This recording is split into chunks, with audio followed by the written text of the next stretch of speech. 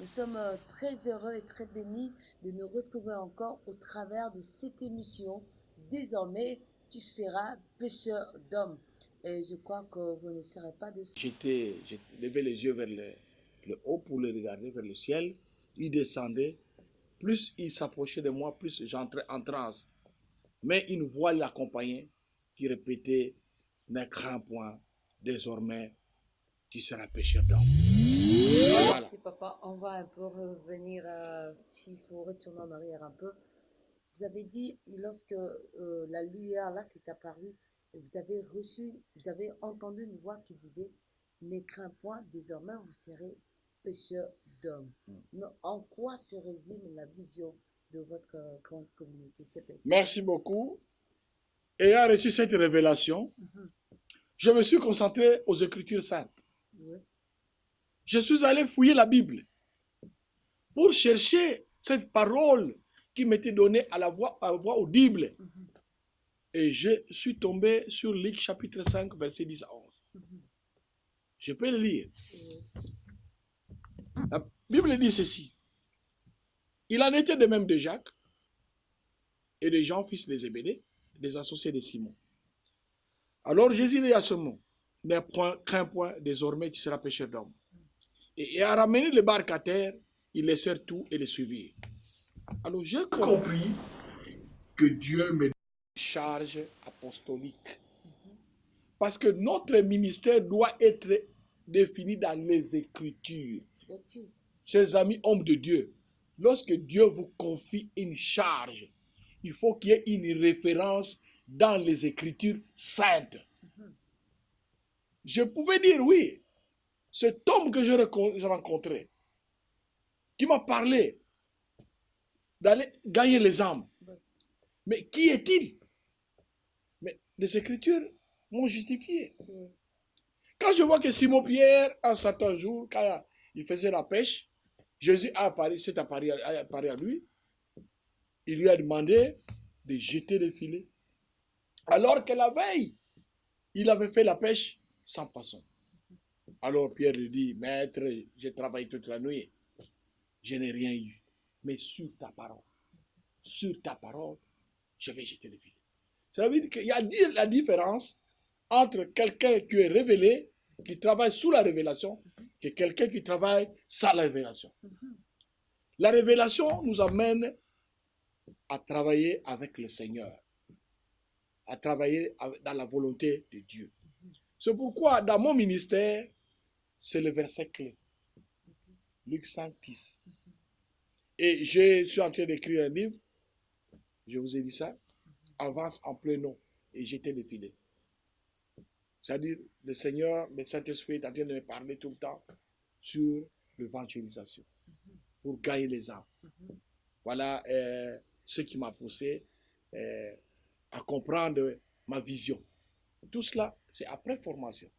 Si je n'étais pas formé, je serais toujours là en train de chercher à faire quoi que ce soit. Vous savez, quand la vision arrive, elle vient sous forme d'une lumière, et au fil du temps que tu entres dans cette vision, elle se développe, elle progresse, et vous permet d'entrer dans la réalisation de la volonté de ce que Dieu vous a dit. Merci papa. Et pourquoi aujourd'hui nous voyons des hommes de Dieu refuser d'être formés? Oui, mais écoutez, la formation, ça se trouve même dans la révélation. Okay. Ne crains point, désormais tu seras pêcheur d'hommes. La révélation dit ne crains point. C'est le moment où j'ai reçu la révélation. Il ne m'a pas dit tu deviens pêcheur d'hommes. Tu seras. Au futur. Il y a deux moments qui sont définis. Ne crains point. Le moment où il me parlait, tu seras. Donc quand Jésus parlait à Simon, il ne l'a pas laissé comme ça. Dieu a formé ses disciples pendant 3 ans. Après, il leur a donné le Saint-Esprit. Mais les hommes disent, d'autres personnes disent que les disciples n'ont pas étudié. Non, mais ils étaient au pied de Christ. La formation, elle n'est pas seulement théorique, elle peut être aussi pratique. Tout le temps qu'ils étaient avec Jésus-Christ, c'était la formation. Parce qu'il leur a montré, d'abord, qu'il était envoyé par son Père. Il leur a montré comment gagner les âmes. Il leur a donné le Saint-Esprit à la fin. moi, j'ai suivi la même procédure. Quand je compris que j'ai ministère, je me suis dit, je dois me former. Comment aujourd'hui j'allais ouvrir l'école de Tyrannus si je n'étais pas formé? Quelles sont les choses que j'allais enseigner pour que les gens sachent gagner les âmes? C'est ce que j'ai appris. Voilà. Et c'est pourquoi, lorsque j'ai quitté l'Institut biblique Chemin de Maus, je salue l'homme de Dieu, le docteur Sonny Mukwege Emmanuel, qui peut me suivre de loin. Que Dieu bénisse ton ministère, parce que tu m'as aidé à découvrir mon ministère. Mais lorsque j'ai découvert mon ministère, je ne me suis pas arrêté là-bas. Je suis allé à l'Institut faculté de la KDC, des Assemblées de Dieu du Congo, pour perfectionner ce que j'avais pris jusqu'en licence. Et voilà, aujourd'hui, j'ai les bagages. J'ai reçu les bagages parce que j'ai compris que pour que je puisse implanter l'église, il faut que la vision soit reprise dans une école d'évangélisation. Et c'est comme ça que j'ai commencé l'école. Nous avons commencé ici à Kinshasa. On a formé la première promotion de 15 personnes, dont le pasteur Zoris, que vous connaissez, qui est en train de diriger l'assemblée principale de l'église. Et je me suis dit, là, quand je suis parti, j'ai ouvert encore l'école. L'école est là. Les amis de Kananga qui vont suivre ça vont témoigner. L'école est là.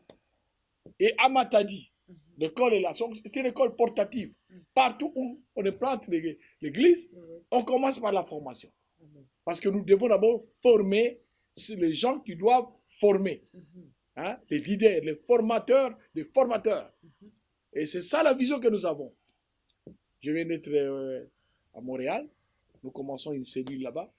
Je suis aussi convaincu que là aussi, l'école de Tyrannus sera transportée là-bas.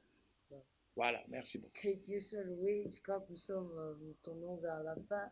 Mais une idée, comment vous êtes parvenu maintenant à baptiser la communauté de CEPEC? Exactement. La communauté s'appelle CEPEC. Pourquoi? Pourquoi d'abord une communauté? Parce que, suivant la révélation que j'ai eue, ma révélation est universelle. Ce n'est pas destiné à un peuple, aux Congolais seulement. Donc, de par cette révélation, je dois traverser toutes les frontières. J'ai compris qu'il faut que ce soit une communauté de toutes les églises naissantes ou existantes qui vont accepter cette révélation. C'est comme ça, à l'école de Tyrannus, je ne reçois pas seulement les gens de mon église. L'église s'appelle Cité de témoignage. Mais je reçois les gens des autres églises pour que cette vision soit imprégnée dans les autres églises. J'avais commencé ici à Kimboala. J'avais reçu certains hommes de Dieu qui ont envoyé des membres. Je l'ai fait aussi partout où je pars. Alors, quand on dit communauté des églises, c'est-à-dire les églises locales. Pourquoi est-elle pentecôtiste? Parce que nous travaillons sous l'onction du Saint-Esprit. Évangélique, parce que nous devons gagner les âmes. Voilà. Et si nous avons dit au Congo, mais nous devons aussi aller dans le monde. Dans la vision internationale. Oui, parce que Matthieu 28 nous dit, allez, faites des nations des disciples. Nous devons faire des nations des disciples. Les baptiser au nom du Père, du Fils et du Saint-Esprit. Hein? Hein? Et puis, observez, enseignez ce que je vous ai prescrit. Et il nous promet, je suis avec vous jusqu'à la fin du temps. Et nous vivons de cette promesse. En gagnant les âmes, Jésus nous promet qu'il est avec nous tous les jours jusqu'à la fin du temps. Donc, nous avons la conviction qu'il nous accompagne. Voilà. Que Dieu soit loué. Et si aujourd'hui la grâce vous serait, c'est parce que les chrétiens disent qu'il n'y a pas de chance, mais pour eux c'est la grâce, et que quand vous placez à la tête de l'église de Réveil du Congo, comment allez-vous orienter les choses? Non, mais moi, je ne peux pas aller ambitionner les histoires des églises. Ce n'est pas de cette manière-là que j'ai été appelé. Vraiment? Ce n'est pas pour les grades que j'ai été appelé. J'ai été appelé à former des gagneurs d'âme. Vous refusez tout le temps des Non, grades, des vous savez, titres. j'avais refusé à l'église luthérienne. Ouais. C'était pas facile. Mhm. On vous offre un salaire de 12 000 euros. Mhm. On vous offre des universités pour les enfants en Europe. Mhm. Pendant que j'étais un petit fonctionnaire qui gagnait, je ne sais pas, 30 dollars ici au ministère du budget. Je n'avais pas une voiture. J'allais à pied. Mais j'avais en tête que j'ai un travail. Et ce travail ne se trouve pas dans l'église luthérienne. Mhm. Je ne pouvais pas sortir tant que je n'avais encore rien fait. Mhm. Je ne pouvais pas partir là où Dieu ne m'a envoyé. Hein. En Égypte, non, Abraham plutôt. Ouais. Hein. Il est allé même sacrifier sa femme Sarah là-bas. Mhm. Donc je ne peux pas aller là où Dieu ne m'envoie pas pour ne pas aller faire ce que Dieu ne m'a pas dit. Mhm. Moi, je ne suis pas là pour les grades. Est-ce que être la tête de l'ECC, c'est important? Est-ce que cela ne peut pas me permettre d'évangéliser? Aujourd'hui, les hommes de Dieu se battent pour le titre, se battent pour être à la tête des autres. Oui, mais Jésus ne nous a pas appelés pour les titres. Ok. C'est le contraire. Maintenant, Il a fait de nous des serviteurs. maintenant, bon, quel conseil prodiguer à cette génération qui se battent pour ces des titres? Moi, je ne peux pas leur conseiller. Je vais leur demander tout simplement de rester dans leur ministère. Waouh! Ouais, Pourquoi? Parce que quand vous cherchez les titres, vous allez vous écarter à ce que Dieu vous a demandé de faire. Vous allez faire autre chose. Voilà. Pour moi, j'ai été appelé à gagner les âmes. Je suis en train de faire ce travail. Et je ne suis pas encore arrivé à ce que je dois faire. Je sais que Dieu étant avec moi, je dois arriver. Merci. Merci, que Dieu soit loué. Je crois que nous avons été bénis au travers de cette très bien émission. Désormais, tu seras pêcheur d'hommes. Une émission propre à la grande communauté CEPEC qui peut être définie de la manière suivante. Communauté des églises pentecôtistes et évangéliques du Congo, qui n'est pas seulement qui a pris naissance au Congo, mais qui s'étend petit à petit dans le monde entier pour que cette vision soit représentée comme le Seigneur l'a dit à l'évêque Tchassaprino Congo. Alors, papa, un dernier mot pour tous les fils de Dieu, pour tous ces hommes de Dieu qui nous regardent et qui attendent un mot de votre part pour que Dieu leur soit favorable. Les mots que j'ai, c'est ce qui m'a été dit. Vous savez, un prophète, c'est celui qui apporte ce que Dieu lui a dit. Ouais. Quand Dieu parlait à Moïse, il lui dit, parle aux enfants d'Israël. Voilà. C'est ça un prophète. Parle aux enfants d'Israël. Donc tu peux dire que ce qui t'a été dit. Si tu sors de ce que Dieu n'a pas dit, tu es dans ce qu'on appelle les prétextes. Tu n'es pas dans les contextes. Moi, je suis en train de me soucier de rester dans le contexte dans lequel j'ai entendu la voix de Dieu. Et c'est cette voix que je vais porter à toutes les églises qui me reçoivent et qui veulent s'intégrer dans cette vision. Je me limite à ça et je demande aux hommes de Dieu qui m'écoutent. Bientôt, nous serons à les amis de Chimbulu qui m'écoutent. Bientôt, nous serons à Chimbulu. C'est le siège de Kamunasap. C'est pour répandre cette vision, cette révélation. Parce que nous voulons gagner les âmes de ce côté-là. Je sais que ce sera très bénéfique parce qu'il y a beaucoup de choses que nous devons faire de ce côté-là. Je salue mes amis du Kassai, mes frères du Kassai central et mes frères de Chimbulu, les pasteurs Généon qui m'attendent de loin. Je te salue avec tout le groupe qui est là. Très bientôt, vous allez recevoir les hommes de Dieu pour gagner les âmes, pour donner ce message que nous avons reçu. Voilà. Et je salue tous mes frères, serviteurs dans le corps du Christ. Moi, votre serviteur à cause du Christ, qui m'a appelé, j'ai un message pour toutes les nations. Ce n'est pas seulement pour les Congolais. Même en dehors du Congo, nous devons gagner les âmes. Si nous ne gagnons pas les âmes dans nos églises, nous ne faisons pas ce qui nous a été demandé. Parce que Christ, dans tout ce qu'il faisait, le seul but qu'il avait, c'est de nous ramener à son Père. Alléluia. Alors, cette mission qu'il nous a dit, comme il a dit que comme le Père m'a envoyé, moi aussi, je vous envoie. Donc nous avons été envoyés comme ambassadeurs du Christ pour amener les âmes au Seigneur. Donc, le reste du travail que nous faisons dans l'Église, c'est complémentaire. L'essentiel, c'est que nous devons gagner les âmes. Nous devons les amener à Christ parce que nous attendons l'enlèvement. Nous sommes les derniers prédicateurs de l'Évangile. C'est nous, actuellement, à cette période. Si nous faisons autre chose, si nous faisons dans les ministères pour gagner de l'argent, pour la fortune, pour des voitures, tout cela c'est vain. Venons pour que les âmes soient gagnées et soient ramenées à Christ. Voilà les derniers conseils que je donne au corps du Christ. Que Dieu bénisse sa parole. Nous avons énuméré le tâche bien le casquette que porte notre Père.